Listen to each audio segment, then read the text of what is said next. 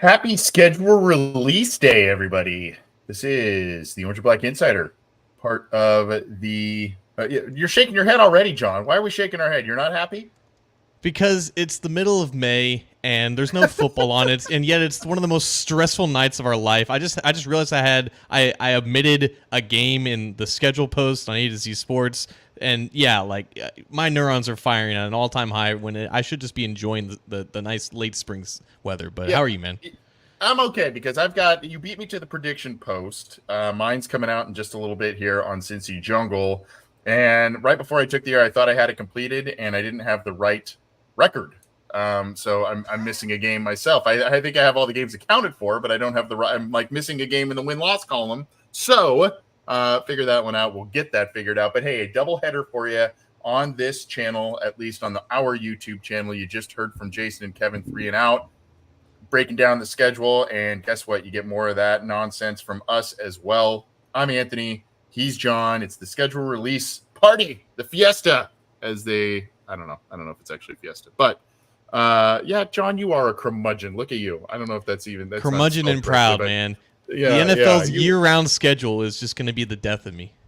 Yeah, I'm gonna be a curmudgeon about something else though, and that is and I'm gonna say this: how much do you think the NFL hated being tethered to DirecTV? Because now they're going and putting games on every platform. There are teams.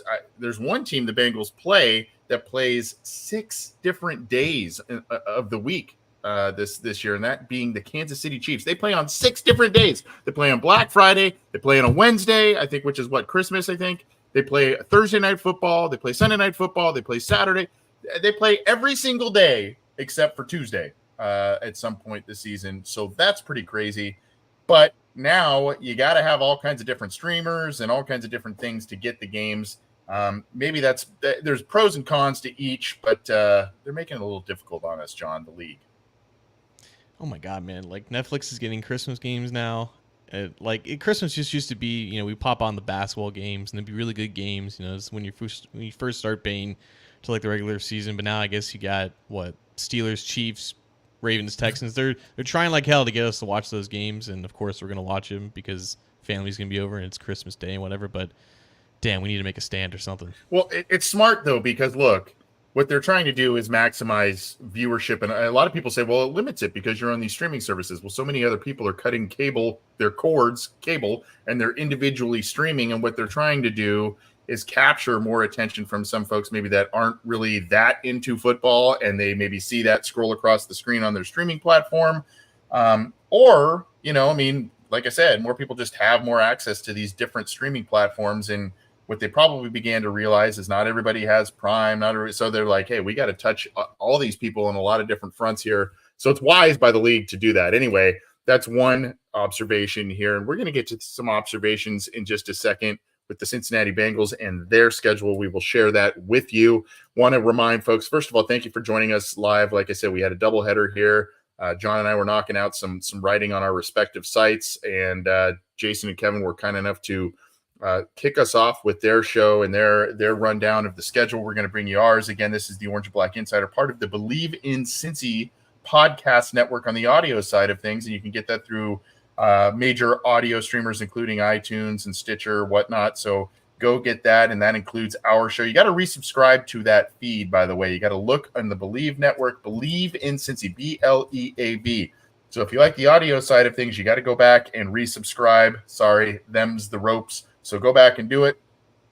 resubscribe, leave us a review if you like.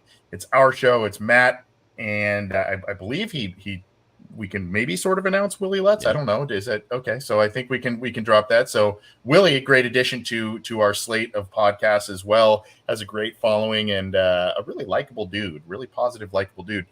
So we like that, and he's not a curmudgeon, John. He's not a No, he's curmudgeon, not. as they say. So he's he's joining the coach for Coach Speak and Chalk Talk. So check that out, and then of course talking football with Bengal Jim and friends, along with 3 and Out and our lowly little show, Orange and Black Insider. Appreciate all of you tuning in live, whether that's through a variety of Twitter accounts, whether it's through our YouTube channel, or the Cincy Jungle Facebook page. The Cincy Jungle Facebook page, you can go on there, click the thumb to like that page with about, gosh, I don't know, 85,000 other people, and a few thousand on our YouTube. I think we're close to 7,000 or so. So if you would like, go click and subscribe that to our YouTube channel underneath John and that Cincy Jungle icon. Click that. Click the subscribe button. Click the bell to be notified when we go live, when new content is available.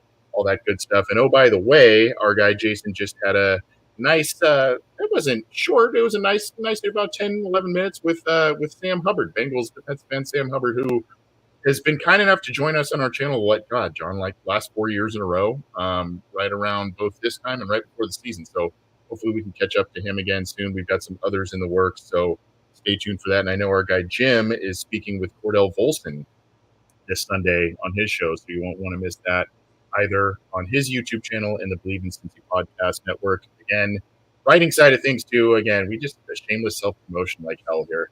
CincyJungle.com is where I do some stuff along with some other great folks, and John kicks some booty over at A to Z Sports, covering the Bengals and the AFC North. All right, let's get to it. Business time. I will bring up the schedule here because that's what we're going to be talking about. So I'll show this so we have a nice visual, and this is courtesy, of course, of Bengals.com and their funny little kitschy theme that they went with here. So maybe I'll see if I can blow that up a little bit here. But, as I look at this, John, zoom in on this here. See if we can, maybe that'll help a little bit there. So as we look at this here, interesting first month of the season. And I think that the Bengals, obviously, we sit here now, we go, oh, they have a shot to go 4-0. They have a shot, all this stuff. But I think so. I mean, I know Kansas City has given them fits. I know they've lost the last 2 that they have faced the Chiefs, and both of those being high-profile games, one AFC Championship and one at the end of last year. The Patriots are in complete rebuild mode, and unless they've struck gold, a la Houston Texans with C.J. Stroud and their coach, Gerard Mayo, getting them at the beginning of the season is a blessing, even if they start hitting their stride late. You see Kansas City there. Obviously, that's a tough one in Arrowhead. You never like that one, but potentially an opportune time to catch them as they feel out some of their new players, the Rashee Rice situation, if there's an effect there. And then, of course, the Commanders, another team that's rebuilding, as are the Panthers. I mean, they've done a nice job this offseason surrounding Bryce Young with a little bit more help on the offensive line and weaponry. But that first month, for a team that starts off so slow like the Bengals, John, that first month sets up pretty damn well for them. Yeah, I mean, I have them at 3-1 after these 4 games, and I have them beating the Chiefs. So naturally, that's going to have a loss where you're going to look back at maybe the end of the season and think the Bengals probably shouldn't have dropped that one. And I could see any one of those 3 non-playoff teams being the loss there. I think facing a rookie quarterback in week 1, I mean, like, this is the Bengals, and typically they don't do particularly well there. Jaden Daniels is also rookie with Washington. I think Carolina has a chance to be some type of competitor towards the late part of the season if everything kind of goes right there, but maybe that's a little bit too early for them to really show their stuff there. So, yeah, this is a definite opportunity to at least start at or above 500 after the first month or so. But obviously all eyes are going to be on that Chiefs game, and I wonder if that's going to impact week 1. Obviously, week 1, like, that's – you have so much preparation time for that. It's hard to look at that as like a trap game, But this is the first game of the new look Patriots and everything, and Drake May was so talented in college and whatnot. So having the Chiefs game in week 2 is a very unique dynamic, considering all the past games have been in December or later. Obviously, you mentioned Rashee Rice. He's not going to be playing this game. I feel like we can both comfortably say that whatever suspension he gets, it'll be more than just week 1 for him. So, yeah, the offense for the Chiefs are going to look a little different naturally because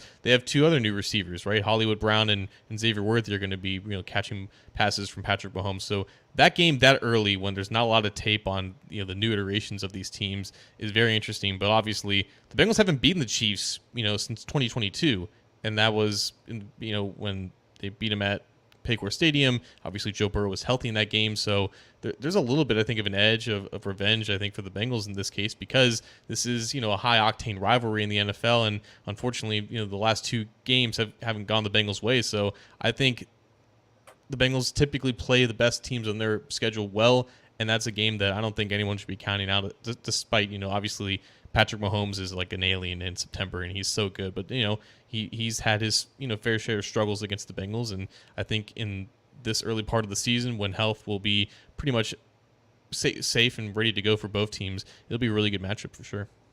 It will. Part of me wishes it was later, but that being said, and we'll go through some schedule predictions here in just a little while after we kind of run through what we see on some of this stuff here. But yeah, man, I mean, I like the way this first month sets up, and particularly as we talk about 3 teams who are rebuilding: the Patriots, the Commanders, the Panthers, getting those rebuilding teams early as they are still getting their feet under them, as they are still getting acclimated to new coaches, wherein they could potentially grab some momentum like the Houston Texans did in the middle of the season, in late parts of the season.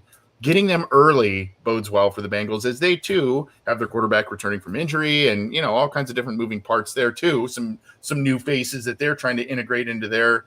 And again, compare this to the beginning of the schedule last year. It was a bit of a gauntlet last year when you start off with the Browns and the Ravens right away, right? I mean, it just and it was kind of like you gotta do something there, and they did not, obviously. So this sets up nicely here. But then week 5, of course, is the Ravens. They come to Paycor Stadium, and so that is an interesting one. And then the next couple of games there, you've got the Giants on Sunday Night Football, which, man, that's just an odd pairing. Right? The Bengals and the Giants don't play each other very much. And then seeing those 2 on Sunday Night Football, I don't know how NBC feels about the potential ratings on that one, but we'll see. I mean, I guess New York, big market, whatever. Cleveland, who has obviously given the Bengals fits, and then Philadelphia. That's kind of the tougher stretch. I see the Giants being a pretty winnable game. Baltimore's going to be tough. The Browns are going to be tough. And that Eagles team is going to be tough. I know they fell off towards the end of last year, and there's a lot of questions, but no one disputes what they did in that first part of that season. And, this is, if they're healthy, that's going to be a tough team too. So as nicely as September potentially presents itself, October is a bit of a gauntlet. Yeah, 100%. Those two the 2 middle rows I'm looking at, with the Ravens and the Raiders, and the Ravens again, the Chargers, and closing out with a bye. I think this is like the toughest part of the schedule for sure. I think the Bengals handle the Ravens particularly well when Burrow is fully healthy at home, and that's what they get in week 5, and that could be a good chance to really go potentially 4-1, or at worst 3-2 to close out that one. The Giants are interesting to me. That it just seems like, kind of like the Patriots, the Raiders, you can just like put a W in the win column there, but there's just these games every year, especially in these weird situations where the Bengals just end up dropping one that they shouldn't. And for whatever reason, the Giants and that pass rush, in a primetime setting, it's a really good defensive line that they got. It'll be a really good test for the Bengals offensive line to see if it is up to snuff. The Bengals don't really have a lot of success in Cleveland in games that matter, particularly, and they've yet to proven that. So, like, playing Cleveland in Cleveland is always a tough battle. The Eagles is, even with the Chiefs on the schedule, it might be my most interesting matchup. I love to see how the Bengals kind of match up with the Yeah, the with the barometer Eagles games. roster. Yeah. Right. Like, and those are games that the Bengals typically show up and find a way to win. So like I wouldn't be surprised if they, end up pulling one out there in like a high scoring affair.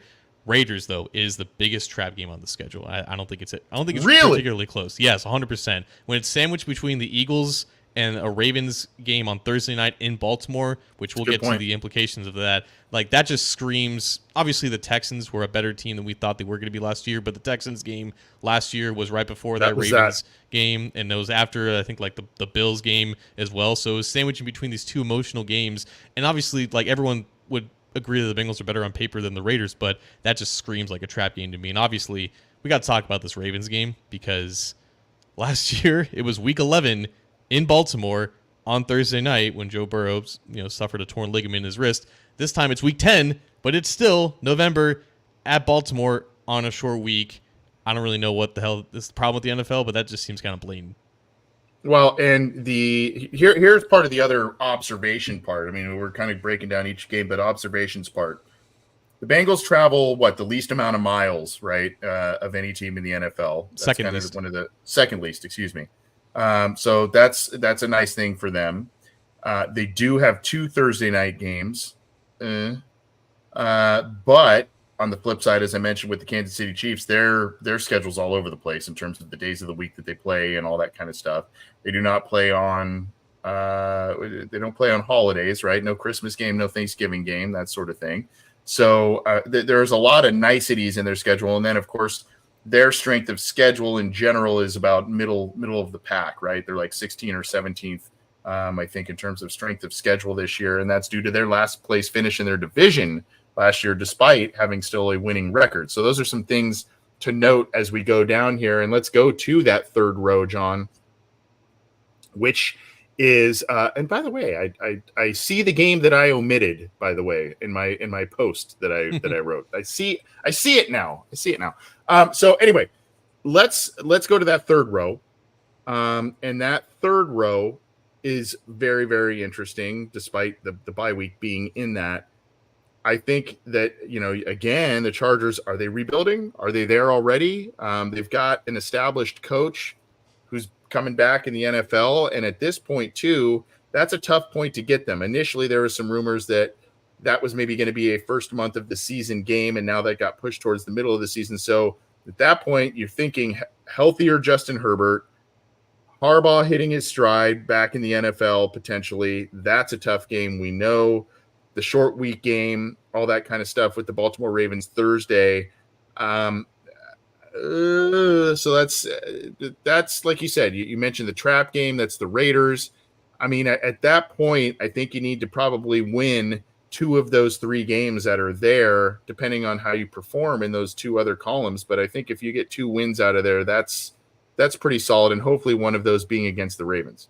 Yeah, I think with the Chargers specifically, one of 2 things is going to happen. Either they're going to start kind of slow as they kind of figure out their identity with that offense. I'm pretty sure we know what the identity is. It's like we've seen a Harbaugh, Greg Roman type offense before. We just haven't seen it with a quarterback like Justin Herbert, and we haven't seen it with the conglomeration of receivers that he has and whether or not they're going to be competent or not.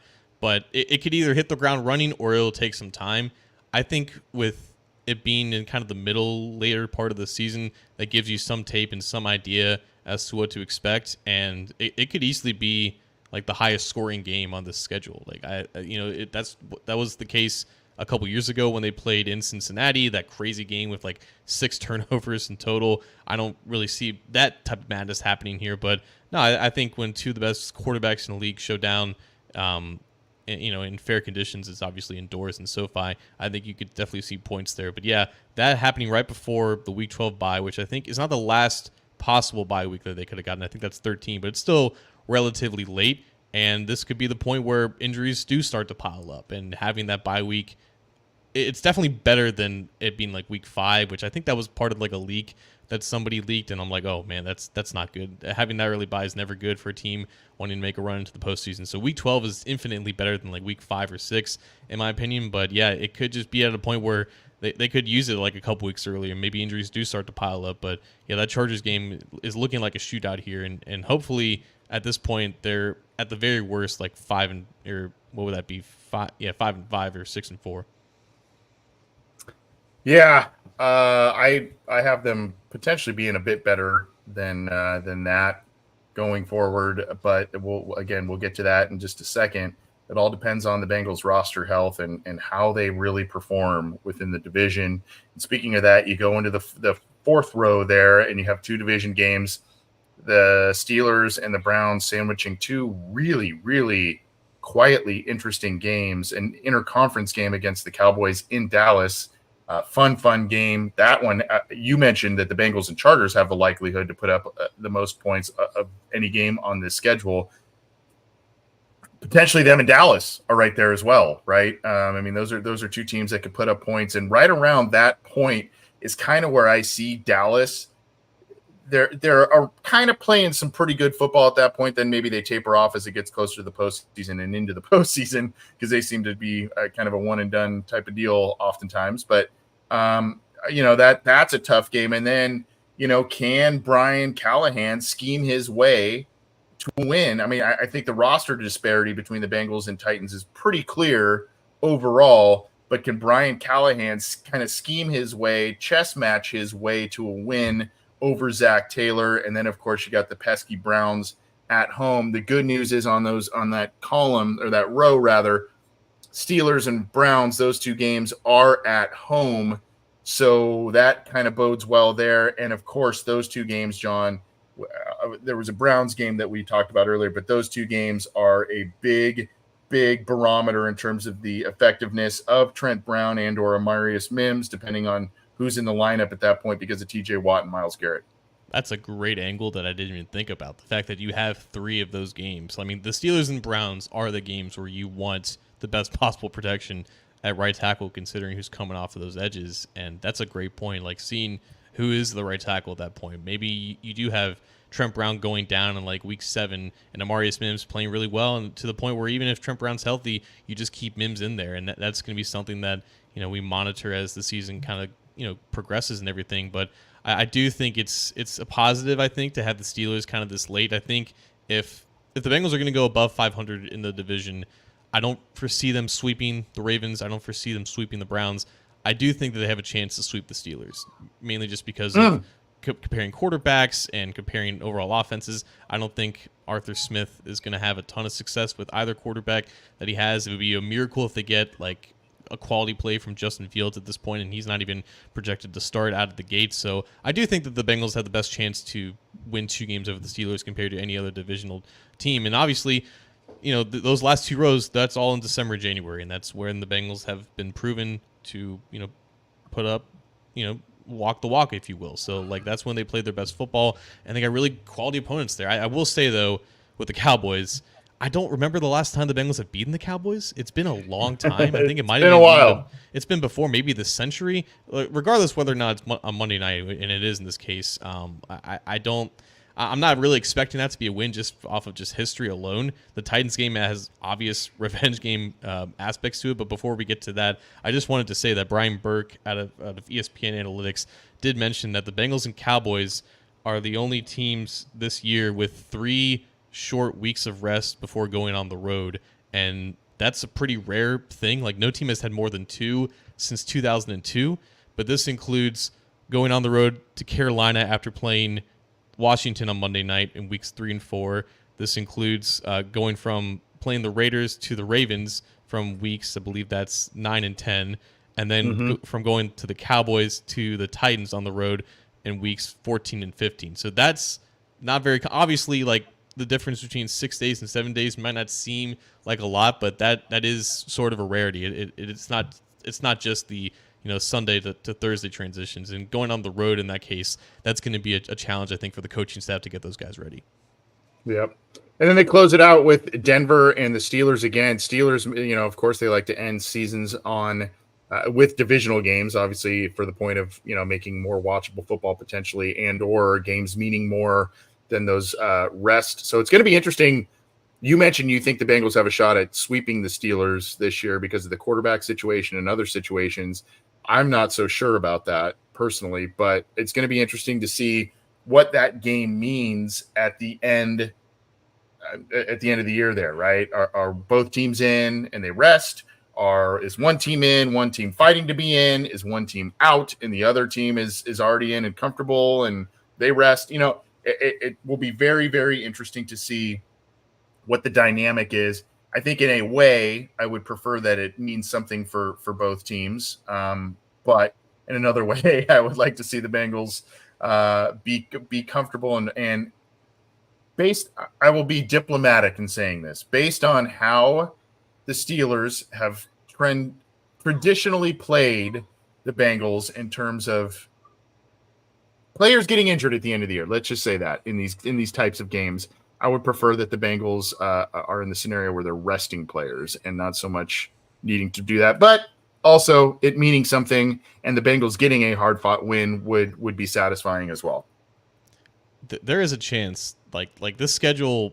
I know you mentioned the strength of schedule is like middle of the pack. I think that's based off of last year's records, going off of like projected Vegas win totals. That I think the strength of schedule for the Bengals is I think the sixth easiest. So that just takes into account of how odds makers project these teams to be, and I think a lot of that has to do with obviously the Patriots, the Commanders, the Panthers, the Broncos, whoever Vegas deems to be the bottom team in the AFC. I don't think it's the Bengals in this case, going 9-8 last year and improving on a lot of different facets. So this is a schedule where the Bengals can make a run for the number one seed. To me, though, and this is reflected in kind of my predictions for these games, it's just about taking care of the games that you should take care of. And even when the Bengals have been healthy and when they've been firing on all cylinders in the past 3 years, there have just been games where they drop and there's not really an excuse for it. Now, you can say that about any team, but when you consistently play very well against the best teams in your schedule in the most daunting settings, whether that be under lights, whether that be in hostile road situations, and you consistently win those games, and when you drop the games where you just kind of pencil in a win at the beginning of the season, it kind of does negate a lot of that work, and it does prevent you from taking advantage of like a first round bye and finishing in the top, if not the top, one of the two top seeds in this daunting conference. Like in the Chiefs' best year, in the Ravens last year, like they were able to do that, and they were able to take care of business against the teams that they should. And I think until they kind of do that, I'm going to continue to predict some of those kind of mishaps. But like this is a schedule where like they can easily beat the best teams on the schedule, and so long as they don't trip over their own feet against some other teams, they have a legitimate chance of getting that number one seed. They do, and taking care of business, John, is not only avoiding trap games, beating the teams that you're supposed to beat. It's also taking care of business, even in a split scenario within the division. You have to. Yeah, you cannot go one win, winless. I mean, maybe even 2 wins is starting to border on unacceptable at this point. You need to at least split in this division. And likely if you split, meaning 3-3, a win against each of them, because as you know, the 3 of them made the playoffs last year. So you need to get that, and it's a tiebreaker scenario. It's beating quality teams, all of that. So taking care of business is not only beating the teams you're supposed to beating the teams that maybe are projected to have a bad record, all that kind of stuff, winning games at home, all that stuff that goes into that. It's also beating teams within your division. So we are getting demanded, John Sheeran, to make a prediction, and that is from Pastor Dave Hammond here saying, predict a record. Okay, sir, we will. I promise. And going into that, Natty Ron says he can see a 6-0 start in our YouTube chat. And let's since we're going to transition here, we got to get to, of course, a super chat from our buddy, Mr. Whisper, saying, so are we allowed to play the Chiefs in Cincinnati anymore? I'm thinking back. What is this? The last 5 games? I think there's been 1 in Cincinnati. Now, granted, some of that has been playoff seeding. So, yeah, I mean, it doesn't happen very often. Anyway, so that's not the NFL's fault, though. That's just the rotation of the schedule. Like it is. They played the AFC West this year. They played the AFC West 3 years ago, and that's when the Chiefs came to Paycor Stadium. They played the number 1 seeds of the AFC in 2022, and the schedule had the Chiefs going to Paycor again. It's just been, like you said, Anthony, in the playoffs, the Chiefs have been the higher seed in that case, which is why they go to Arrowhead in that case. And while not a gimme game, those are the teams and the scenarios you got to learn how to win, right? You got to win those, and they have, to their credit. I mean, they have learned how to win there. It's no walk in the park, though. That is for sure. So you see Robert Obrecht here saying, "Who Dey for life?" What's up, Robert? Good to see you. Gonna need to start fast and finish strong, and that's usually a big key to success there. So let's get to the early schedule predictions. Again, we'll just keep this graphic up so you don't have to see our ugly mugs here, and we can kind of reference this. John has a post up on A to Z Sports for way too early record predictions. I've got one coming up right after this live stream here on Cincy Jungle, and we may be in alignment on a lot of this, but we will see. Again, let's start with that first row, John Sheeran. I think as we go through this, we don't have to spend a ton of time on this. We'll be here for a little while longer, but New England Patriots, again, you could look at it and look through the old cynical Bengal fan eyes and, oh man, this should be a win, but the new coach and new quarterback and all this kind of stuff, that's going to lead to, look, it's Bengals home opener. New England's in complete rebuild mode.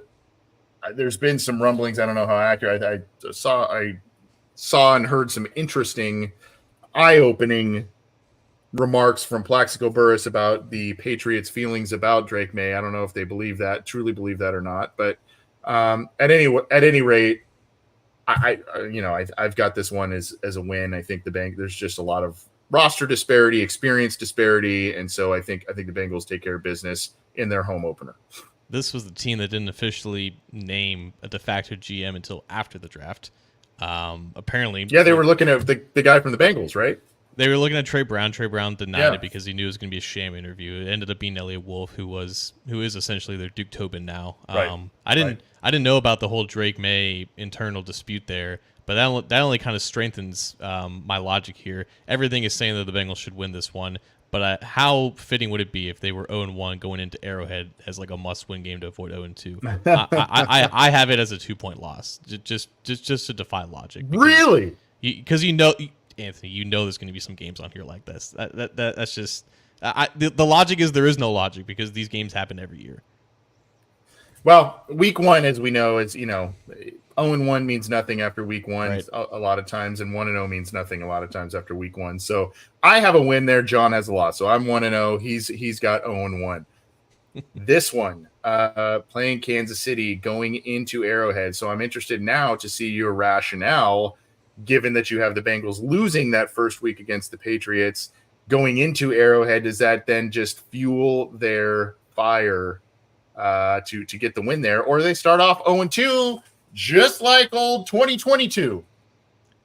What a storyline, right? Like, are they going to start 0-2 just like the past 2 years? They faced the defending world champions much earlier than usual.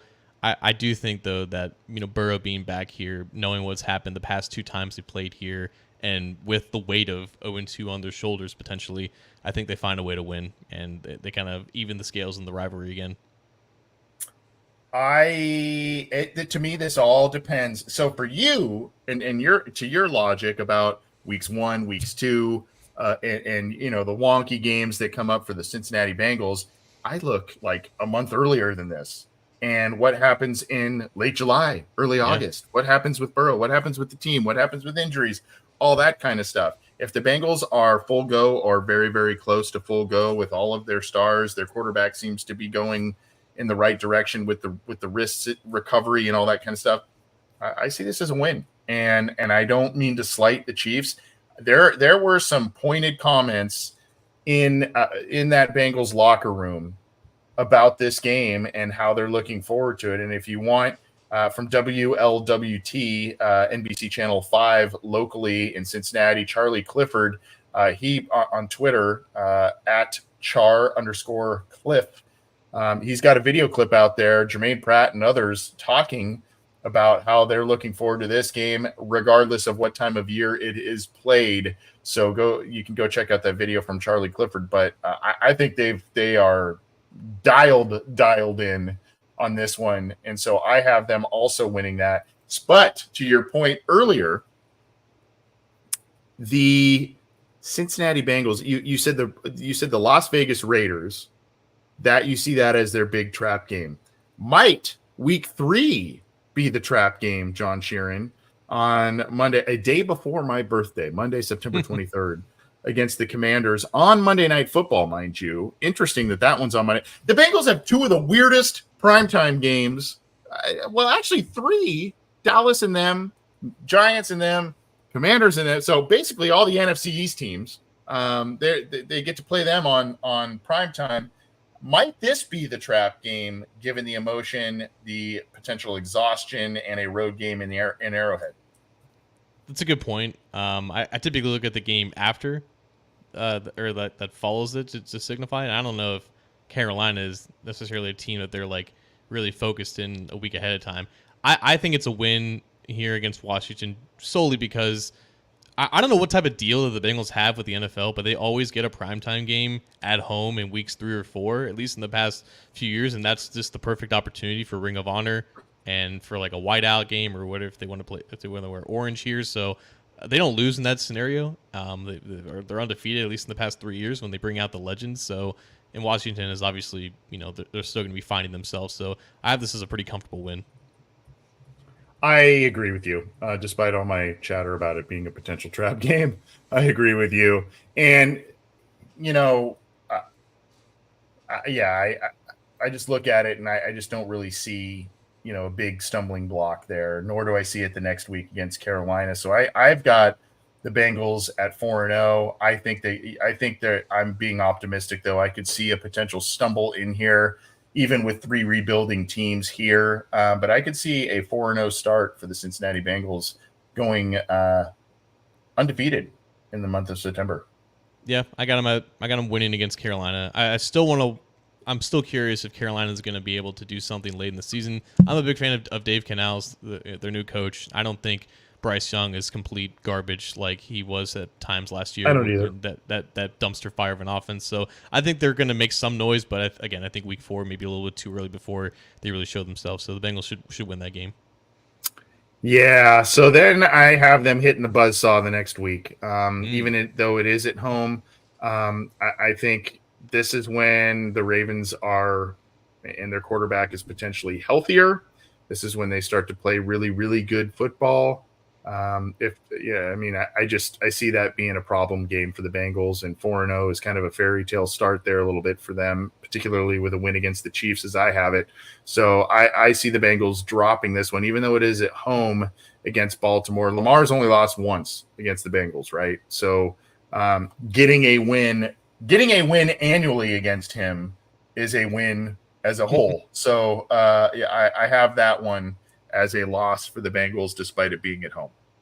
This is why I got the loss out early, so they can beat the Ravens and win 4 straight after that dumpster fire of a loss against the Patriots. I think playing the Ravens at home is a little bit different. Like you said, like Lamar definitely changes the game, and I never foresee if Burrow and Lamar make it through 4 quarters when they're fully healthy. I never foresee one team dominating the other. Like what happened in 2021 was kind of a rare case to me.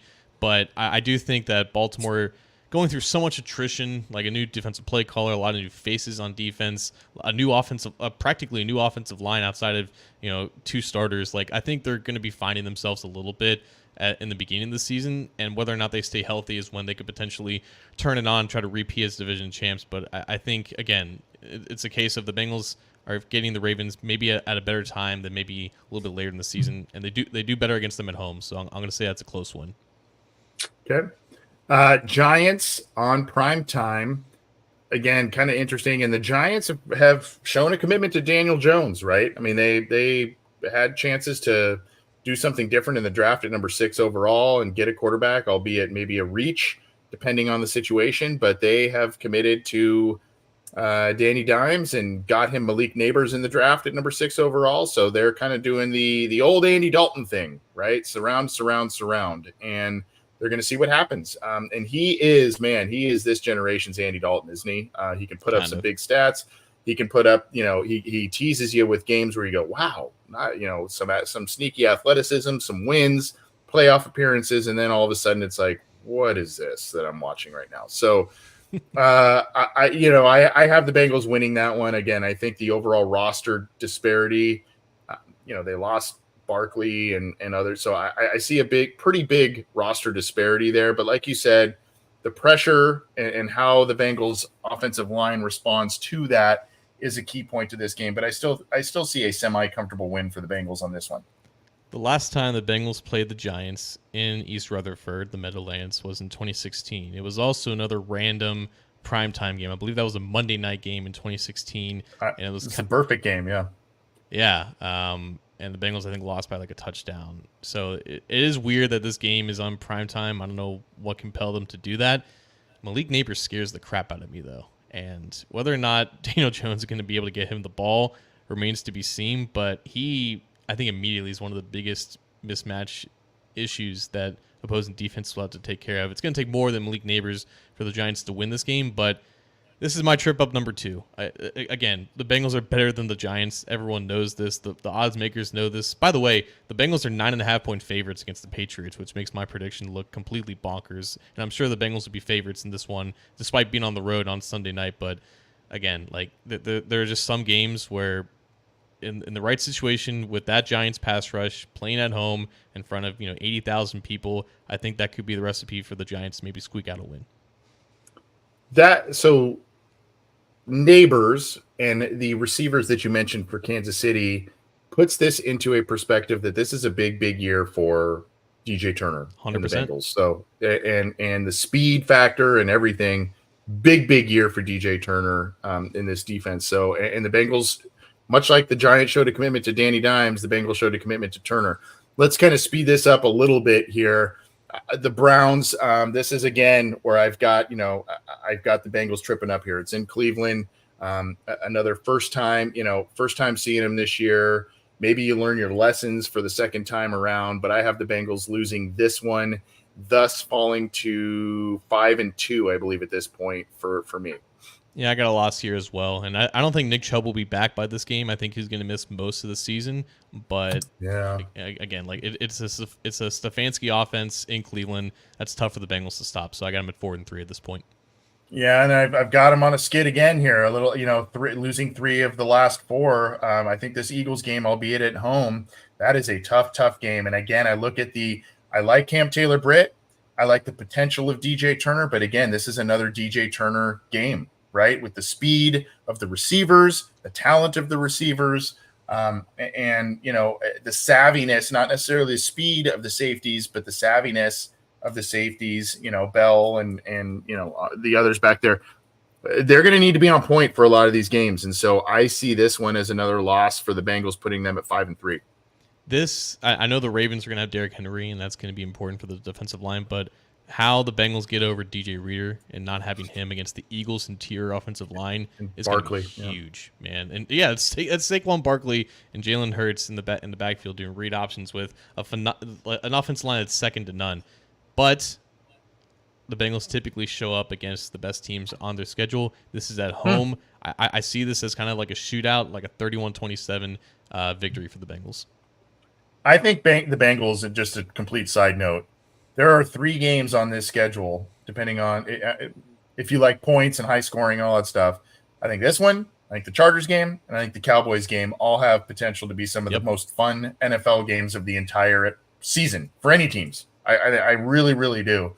Next, you said you saw this Raiders game as a trap game. I see this as a nice bounce back, punching bag game, quite honestly. I hate to put it that way, but the Bengals faced Minshew last year, and he kind of gave him a little bit of a scare there, but they really took it to the Colts at the end of the season there. So the Raiders did not draft a quarterback, so it looks like it's going to be Minshew here. And so I think the Bengals take care of them at home, putting them for me at 6-3, I think is what I have at this point. Yeah.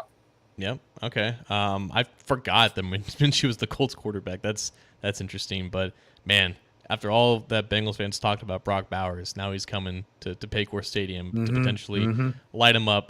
The quarterback situation obviously isn't good, but again, I've seen the Bengals lose to worse quarterbacks than Gardner Minshew. I just think right before that Ravens game on Thursday night on the road, I think this is just it's going to be a loss, unfortunately. So I'm at 5-4 now. Okay. I've got the Bengals winning this next one against the Ravens. Ooh. And I know both teams, I know both teams are coming off of short weeks and all of that. There was a game a couple of years ago, John, if you remember, I believe it was in 2022. You referenced the one last year where Burrow got hurt, but there was that game in the slush and the rain, and it was a Thursday night game. Bengals barely lost that game. Jackson was all over the place in terms of errant throws on deep passes, missing guys that were open and that sort of thing.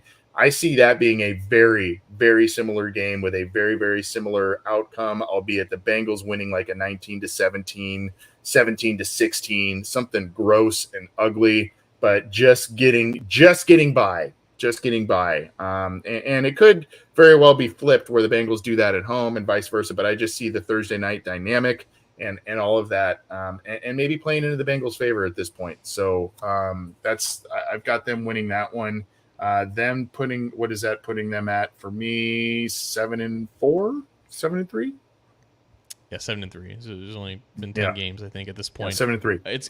It's going to be ugly for sure. And I think out of all the games, if the Bengals do win this one, it'll be the most, I think, for them gratifying because of the circumstances of just repeating essentially what it was last year and how dare the NFL put them in this situation again against this team in this setting on this day. But Bengals, they struggle against Baltimore on the road, man. Aside from that, 2021 game where they just popped off unexpectedly, I think the Ravens will start to figure things out a little bit by this point, and having the home field on a short week is definitely going to be an advantage. So I have them dropping this one, going to 5-5, and this is really the crossroads right now, right before the bye week for me. Can I tell you a reason why that I think this might be really into the Bengals' favor on this one? Sure. You have on October 27th, the Ravens go to Cleveland. Then they host the Broncos right before hosting the Bengals, and then go to Pittsburgh. So that is a gauntlet, an absolute gauntlet for them. And you talk about, where their head's at, so to me, they may, I don't know. I don't know if they overlook the Bengals or anything like that, but to me, that is a prime opportunity where the Ravens may just be a little bit woozy from all these games there. So that's kind of where I see it. The next one, the Chargers, I have the Bengals actually winning, although that is a coin flip game for me. I think I just kind of played with my heart there because I'm probably going to that game. So I'd like to see them win, but I could see the Chargers winning that game also. So I think that's a coin flip game for me. You picked a great game to go, Anthony. I'll give you a score here: 38-27 Bengals. I think you'll see some points here. Nice. I like that. Week 12 is a bye, and then of course you've got the first Steelers game. I have the Bengals at home actually winning against the Steelers, and I based on what I saw last year, I was reluctant to give them any kind of wins. You're going the other way with this. I was almost going the other way with it, where the Steelers sweep the Bengals again. But I have the Bengals taking care of business on December 1st at home against the Steelers. Who knows what their quarterback situation is going to be like. You have kind of a potential future Hall of Famer in Russell Wilson, but what's left there? What are you getting out of Justin Fields, if anything? I think if they figure it out, they could be really, really good, or this could go south really fast for Pittsburgh. 100%. Again, I don't expect more than 40 points combined in this game. I think I have 17-13 Bengals. There's no reason to me. There's no reason why the Bengals shouldn't beat the Steelers twice. And I just have more confidence in that over the other two AFC North teams. So now we're at 7-5. Now let's see if we can keep. Well, going. You're at 7-5. I'm at 9-3. I've got I've just got Pittsburgh PTSD, man. I don't trust the Bengals wholeheartedly every year, and God love them, but I just don't trust them wholeheartedly every year to go and sweep the Steelers. It's just or even once in a blue moon to do it. All right, so Monday Night Football, Bengals at the Cowboys. I've got this one as a loss in a really, really fun shootout. I got 30-24 or something like that. So I've got the Bengals at 9-4 after this one. I just think, tough game. Like you said, the Bengals haven't beat the Cowboys. It seems like in an eternity. They're in Dallas. I don't know. Coming off of maybe an emotional win against the Steelers. I don't like this one. Kind of how you view the Cowboys, right? It's Dak Prescott, but he's not in the playoffs, so you can kind of rely on him to put up some points. But it's also the Cowboys against the team with a winning record. Are they going to be able to show up with that? This is just some past narratives that we can bring up. But again, for whatever reason, the Bengals cannot beat the Cowboys, and they cannot beat the Cowboys in Jerry's world for whatever reason. So I'm not predicting them to lose because it's on primetime, because that is an outdated narrative at this point. But until they find success against that team, against that franchise that, frankly, didn't have a really good offseason, I'm still predicting them to fall short. So 7-6 for me now. All right. Week 15. I've been going first on all of these. I'm going to let you go first on this one. Okay. Brian Callahan, Chidobe Awuzie, Tyler Boyd are on the other side of this one. It's a huge revenge game for a lot of those guys. It's going to be a lot of emotion, sentiments rising.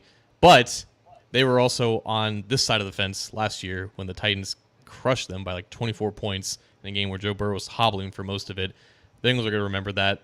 This is a game that the Bengals typically beat this team, and I think they're going to remember what happened last year. They're going to have the knowledge of who their head coach and play caller is now. I think they get revenge here. I have them losing this one. Ooh. I think Brian Callahan schemes his way to a win.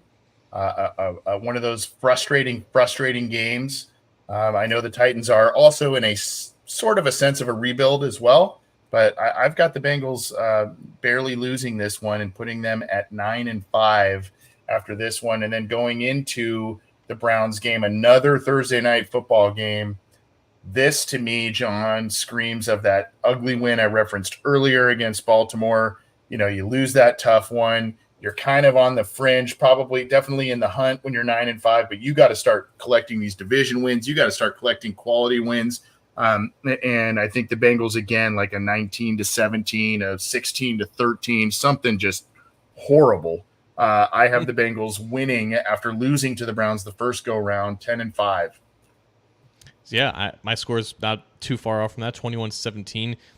They find a way to win under the lights and at home, and they rarely get this chance against a divisional opponent. I feel like the last 5 or 6 primetime games against AFC North teams have all been outside of Cincinnati, so finally one team is coming to them in this case. But yeah, I think they split the Browns this year, and they're probably going to do it at home. So 9-6 right now for me. The most interesting thing about the next game to me is basically who's going to be playing quarterback for the Denver Broncos. Is it Bo Nix? Is it Zach Wilson? What's it going to be? I think this one should be a Bengals win. They're at home against Denver, a team that they've had some of their most horrific losses and some of their biggest trademark wins as a franchise, be it Corey Dillon's record-setting day, be it the rain/snow game against Peyton Manning around Christmas time a handful of years ago, whatever the case may be. I think the Bengals, I think the Broncos are kind of, again, trying to do some rebuilding type of things. I like Sean Payton as a coach in terms of what he can do with an offense, but I think the Bengals win this one. I got them at 11-5 there. Yeah, for me, like the Bengals have won 4 of the previous 5. This is late December. They're rolling. This is typically how they do things. I don't think the Broncos are going to have enough to stop it. I have them winning by, I think, the largest margin of victory on the schedule for me, 31-14. Oh, wow. Big time blowout. And then the last one, it's hard to predict for me because I don't know where both of these teams are going to be at this point. I mean, I've predicted where the Bengals will be, but I don't know where the Steelers are going to be. Again, as I mentioned earlier, which team's sitting who? Are they sitting? Who's in it? Who's not? Are they both in it? I have the Bengals losing this one, be it because they're resting people, be it because the Steelers are playing for pride, be it that both teams are playing to get in it. And then that regardless of the quarterback situation, we saw this last year. Mason freaking Rudolph, dude. Mason Rudolph. And they got into the playoffs. So they will be in it in some capacity at the end. It's a matter of what the Bengals are deciding to do. And again, just to kind of keep it as a straight split, 1 win against each team. I've got the Bengals losing this one, which then puts them at an 11-6 record. And probably a wild card berth at that point, depending on what happens with Baltimore and or Pittsburgh and or Cleveland. But I've got him 11-6 in a wild card. for me, the Bengals are not going to have enough wins to have clinched, let alone the first overall seed, probably the AFC North title at this point. So this game is going to matter. And if Joe Burrow is playing quarterback in January, it doesn't really matter who the opponent is. I just feel confident in them getting the job done. It'll be not by a lot. It might be a coin flip at the end of the day, but I have them winning 17-16. And look at that, 11-6 as well. Two different ways that we got there, but we got there nonetheless. Two different ways. Hey, I got you. We're seeing eye to eye. I love it. All right. Well, that is our way too early schedule predictions. Go check out John's. That is on A to Z Sports. Mine will be up shortly on cincyjungle.com. And go ahead, if you will, please resubscribe to our podcast channel, the Believe in Cincy podcast channel, with all of the shows that you have become accustomed to over so many years. I'm getting all kinds of grays from doing this for so long, man. So go resubscribe to the Believe in Cincy podcast on your favorite audio streamer and give that a thumbs up. And if you would be so kind as to give us a subscribe. There's a show icon underneath John by that Cincy Jungle, the Cincy Jungle icon. Click that to subscribe. Click the bell to be notified, and give us a thumbs up if you would too. We appreciate that. And do the thing on Cincy Jungle's Facebook page. Keep it to A to Z Sports, cincyjungle.com, all that good stuff. John, we're gonna get out of here. I don't really have too much of a mic drop unless you do. I think our mic drop was maybe the final record. But if you've got something else to add, my friend, on our way out, please do. I just wanted to address, I think what someone really early in the show commented or maybe complained about. Yeah, it was Andrew Shivers. He was complaining about the Bengals need more primetime games. All the bigger network teams are getting them.